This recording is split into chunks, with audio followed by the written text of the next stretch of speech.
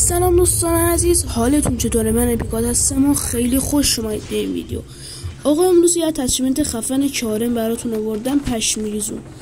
آقا اینجا ما دوتا یارمون رو میزننشون، مفر میکنن و من میمونم و تک یه سولو بسکود خفنم میزنم بهش. خودتون بچه اینجا یک دو نفرشون رو راش میدن، خیلی دمیج میشم و گفتم خب اگه وایستم میمیرم قطعا و یه جا رفتم برای کاور. اینجا مغز بازی مهمه. اینجا رفتم میذاره وایستادم تا صدا پا بره و بعد از بک اونا رو بزنم.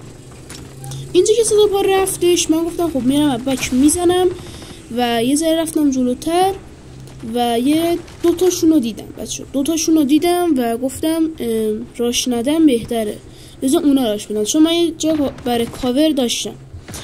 آقا اینجا ما وایستادیم، یکیشون منو دید اومد جلو، یه شات به این دادم، دو شات به این دادم، دو تیر انداختم و سومی یه شات نخورد، دومیش خورد و وان شات. این اتچمنتش، لایک و فراموش نشه.